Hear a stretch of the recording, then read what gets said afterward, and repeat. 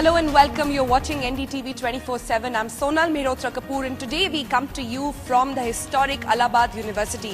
Also, why we are here today? Because today, in a clash of titans, quite literally, both the Samajwadi Party and the Congress Alliance, that is the two Yuvrajas, that's Akhilesh Yadav and Rahul Gandhi, had almost a similar roadshow at a similar time and place along with that of Amit Shah.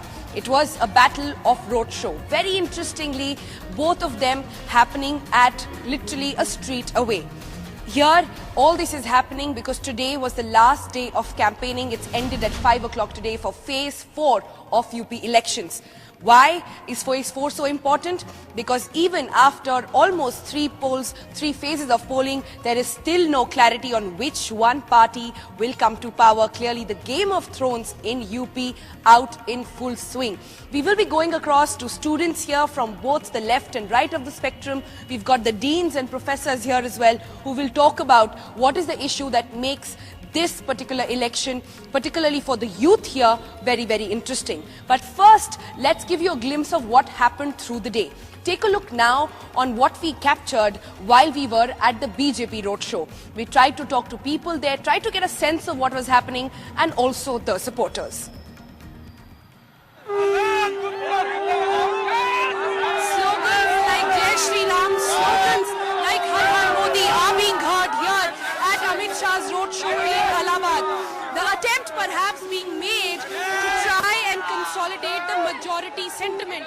While here people are talking about the issue of development, but they also say it's all in the name of Prime Minister Narendra Modi. Sir, आज के road show का क्या focus है? कैसे आप इलाहाबाद की जनता को लुभाना चाहते हैं? इलाहाबाद की जनता को विकास के नाम पर माननीय मोदी जी ने जो इस क्षेत्र के पूरे भारतवर्ष में विकास किया है और उनका विकास बोल रहा है। एक तरफ माननीय अखिलेश जी हैं जिनका विनाश बोल रहा है और उन्होंने कहा काम बोलता है, अपराध बोल रहा है, बलात्कार बोल रहा है, अत्याचार बोल रहा है और माननीय मोदी जी का चमत्कार बोल रहा है। भारत माता की जय। So that was the BJP roadshow, a similar roadshow, like I said, with similar amount of people happened with the Congress.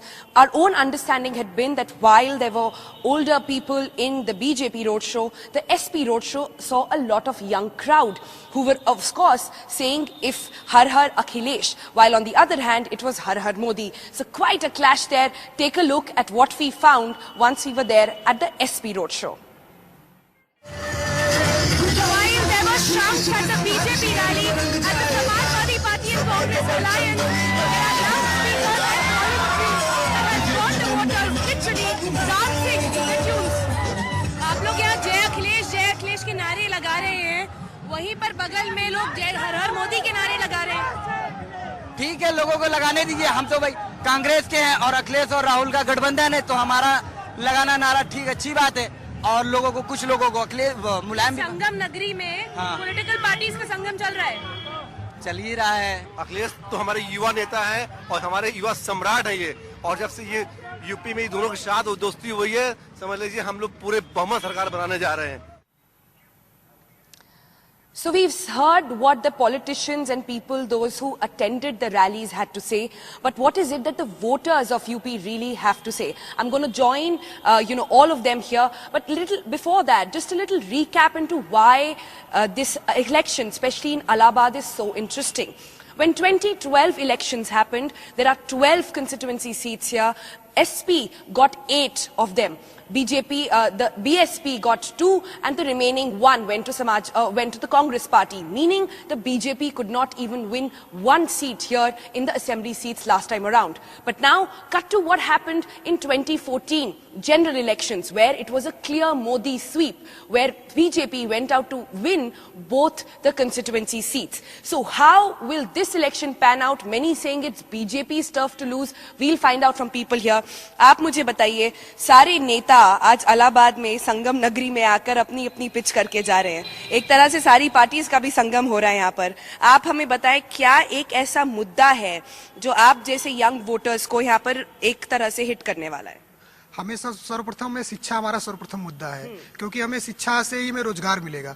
और जितनी भी पार्टीज हैं वो सिर्फ चुनाव के समय में बातें करती हैं कि मैं इनको रोजगार दे रहा हूँ, उनको रोजगार दे रहा हूँ, और वो बाद में चुनाव जीतने के बाद वही अपने जो खोखले दावे होते हैं उनके, उसके बाद वो चली जाते हैं। और ये केंद्रीय विश्वविद्यालय है, हम लोग यहाँ केंद्रीय विश्वविद्यालय में जब एडमिशन लिए तो बड़ी आशाएं थी कि यहाँ जो है इतना अच्छा माहौल होगा, पढ़ाई का माहौल होगा, हम लोग आगे बढ़ेंगे, हम लोग की सोच जो है वो और अच्छे से डेवलप पर यहाँ का जो प्रशासन है, यूनिवर्सिटी प्रशासन जो है वो पूरी तरीके से हम लोगों को क्या कहते हैं, एक तरीके से जैसे बंधक स्टूडेंट बनाए जाते हैं। अभी आप कुछ दिन पहले देखी होंगी, आपको मालूम भी चला होगा, एक जाबिर रजा नाम का एक लड़का वो आत्मदाह करता है और पूरे विश्वविद्यालय कैंपस को छावनी में तब्दील कर दिया जाता है। और जो छात्र उसके, आप कह रहे हैं यहाँ के जो छात्र हैं वो इलाहाबाद यूनिवर्सिटी में एक बेसिक्स के लिए फाइट कर रहे हैं और एक तरफ पॉलिटिशियंस बड़े बड़े दावे कर रहे हैं। I am also joined by the BJP Student Union Wing President over here. Tell me, Rohit, की यहाँ पर एक तरफ छात्र बोल रहे हैं कि बेसिक्स की लड़ाई है और पॉलिटिशियन जाके बड़े बड़े दावे कर रहे हैं। मैं आज बीजेपी की जब रोड शो में थी तो वहां पर मैंने सुना जय श्री राम के नारे, हर हर मोदी के नारे। तो ये कास्ट और रिलीजन का जो पॉलिटिक्स है, क्या आपको लगता है ये डेवलपमेंट वर्क के बीच में आ रहा है, या फिर आपको लगता है इस पर अभी भी जो यूथ का वोटर है, जो आदमी है, वो आज भी वही वोट करने वाला है? नहीं, बिल्कुल, मैं इस बात से आपकी सहमत नहीं हूँ। ये मोदी और श्री राम ये बात की चीजें हैं। सबसे पहले हमें रोजी रोटी चाहिए और इसके लिए आवश्यकता है कि यूथ हरदम यही चाहता था कि उसे सबसे पहले रोजगार मिले। जो पिछली सरकारें थी उनके आज के और पुराने घोषणा पत्र एक ही हैं, तो वो साबित करते हैं कि आपने पिछले 5 साल में कोई काम किया ही नहीं है। आज फिर वही स्थिति आ गई है, तो युवा केवल यही चाहता है कि उसे रोजगार जो भी सरकार देगी वो उसके साथ खड़ा है।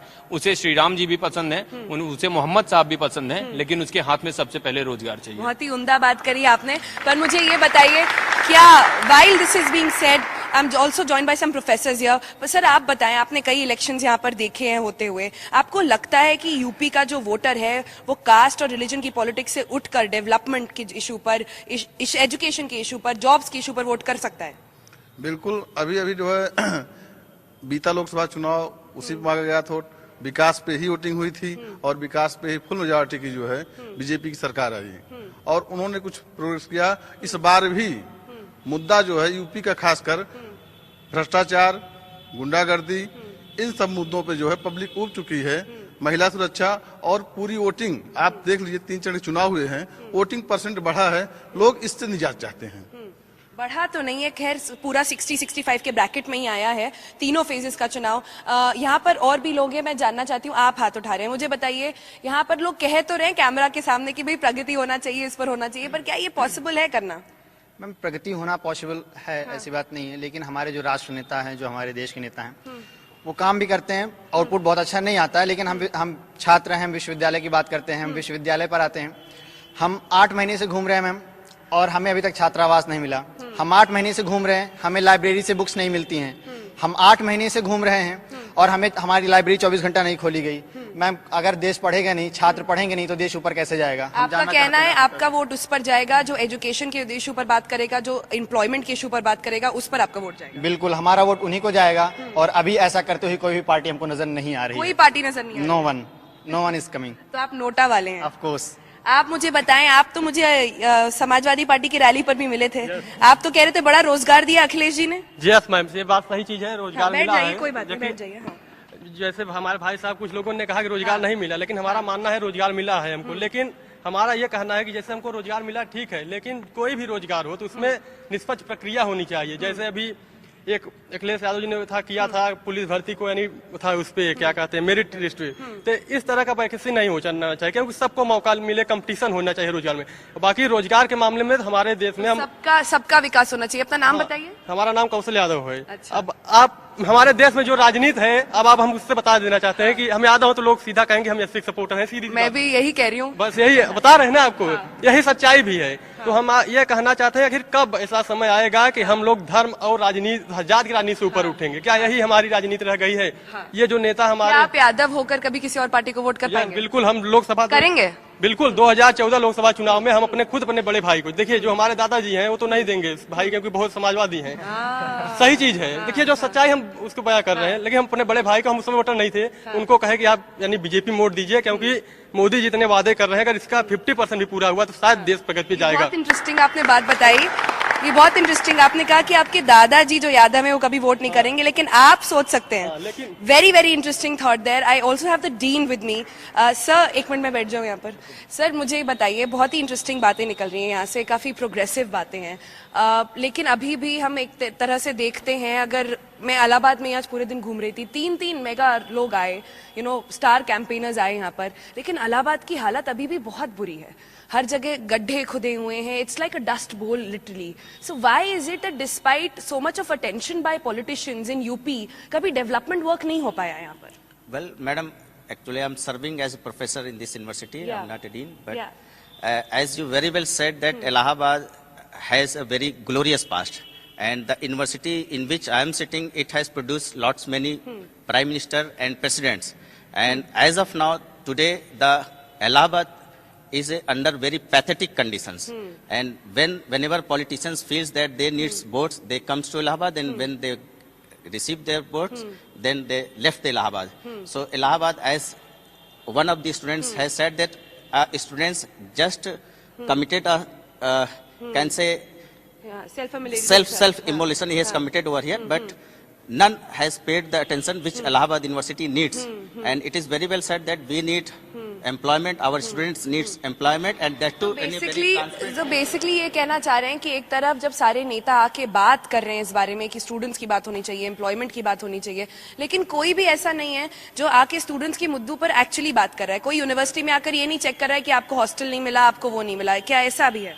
नहीं, हॉस्टल नेता आके चेक नहीं करेंगे. हॉस्टल हमारे वीसी चेक करेंगे, हमारे प्रॉक्टर चेक करेंगे, हमारे डीएसडब्ल्यू ऑफिसर चेक करेंगे. और जब हम इनके पास जाते हैं तो हमें बोला जाता है कि प्रॉक्टर की जिम्मेदारी नहीं है, डीएसडब्ल्यू की जिम्मेदारी है. डीएसडब्ल्यू बोलते हैं वीसी की जिम्मेदारी, वीसी बोलते हैं सुपरिटेंडेंट की जिम्मेदारी है. हमें गोल गोल घुमाया जाता है और हमें हेस लॉ याद आ जाता है जहाँ पे समेशन ऑफ एनर्जी 0 हुआ करता है. Alright. मैं इस पर भी ध्यान देना चाहती हूँ कि यहाँ पर मैंने आज सबको आपको बुलाया कि मैं यहाँ पर डिस्कशन कर रही हूँ, आप सब लोग आए, ज्वाइन करें, प्रोफेसर्स भी आए, लेकिन एक भी फीमेल छात्रा क्यों नहीं आई है हमारे पास? Why am I the only woman here? क्योंकि मैम आपका कार्यक्रम जो है अचानक डायरेक्टली हुआ और उसमें सस्पेंस बना रहा कि क्या कार्यक्रम हो पाएगा कि नहीं हो पाएगा. As we speak on cue, there is a woman here. I'm very happy about that. आप मैडम आप आगे आए, हमें बताएं. यहाँ पर आप सीधे आई हैं, हम यहाँ पर बात कर रहे हैं यूपी में सबसे आगे आ जाइए, इधर से आ जाइए. यूपी में हमें बताइए सबसे बड़ा जो मुद्दा इस समय जो विमेन कैंडिडेट्स, जो विमेन वोटर्स फेस कर रहे हैं वो लॉ एंड ऑर्डर का है. आपके हिसाब से क्या एक ऐसी, आप मतलब पार्टी का नाम मत लें, पर हमें बताएं कि क्या विमेन्स इशू आज भी जो महिलाएं हैं यहाँ की वो विमेन्स इशू पर जाके वोट करेंगी कि वो अभी भी जाति और रिलीजन के नाम पर वोट करेंगी? नहीं, मुझे लगता है कि वो विमेन इश्यूज को मानेंगी, इसको मुद्दा बनाएंगी अपना. अभी भी जाति और ये धर्म नहीं लगता है कि अभी इतना कारगर है मुद्दा. अभी आपको नहीं लगता? यहाँ पर अभी मैं देख रही थी यूपी में हाईएस्ट अमाउंट ऑफ रेप्स होते हैं. मैं बदायूं में खुद रिपोर्ट करके आई हूँ, मैंने वहां देखा एक भी पब्लिक लू नहीं है, टॉयलेट नहीं है, लेकिन ये मुद्दे उठते हैं, इस पे कैपिटलाइजेशन होता है. पर क्या पॉलिटिशियंस, इवन रिप्रेजेंटेशन अगर आप देखें तो इतने विमेन कैंडिडेट्स भी नहीं है इस बार. हाँ, ये बात सच है. एजुकेशन की जरूरत है, रिप्रेजेंटेशन भी नहीं है विमेन का, पर देयर इज नीड, जरूरत है. और मुझे नहीं लगता है कि जो जानते हैं, जो लोग एजुकेटेड हैं, वो अभी भी रिलीजन और कास्टिसिज्म को फोकस करेंगे. फोकस करेंगे. चलिए, on that note, I also have very quickly, I will ask Saurabh also. Saurabh, we have been travelling all day today to try and get people from all sections, but perhaps while people are saying on camera one thing, on off camera the reality is they say something else. What is the sentiment that you once captured which will perhaps be the deciding factor when it comes to Allahabad? Again, I will talk about it because I think Muslims are the deciding factor in Allahabad. As we both are traveling, we have seen BSP have given the largest number of seats to the Muslims, 104. But in this particular area of Allahabad, and out of 12 seats, I think SP and Congress, because we have seen Akhilesh Yadav's and Rahul's roadshow, and most of the students were there because Richa Singh, their ex-student union chief, is fighting from there. A lot of Muslims, I was talking to, I am doing the separate story on that. A lot of Muslims are saying that in Allahabad because it is like traditionally a Congress stronghold. Basically, it's caste politics. Yeah, definitely. You see, Lal Bahadur Shastri के खड़ाऊ लेकर के सिद्धार्थनाथ सिंह मैदान में वो कह रहे हैं इस बार साइकिल पे ना हाथी पर बटन दबेगा, लाल बहादुर शास्त्री के नाती पर. और यहाँ पर जो है अनुग्रह नारायण सिंह लड़ रहे हैं, उनके बेटे हैं अशोक वाजपेयी. हर्षवर्धन सिंह वो बीजेपी कैंडिडेट हैं. पूजा पाल अपने पति की जो है डेथ का पोस्टर लगाए हुए हैं अपने पोस्टर्स में. तो you can see the legacy, they are continuing the legacy, nothing new in that. Well, these are two disparity, two stories unfold. One which people want to project in front of cameras but other which is actually happening behind it as politicians are trying to consolidate both parties. Our sense has really been that while BJP is trying to consolidate the majority vote, the Congress and SP alliance is trying to target the minority. So it will be about arithmetic really at the end of the day.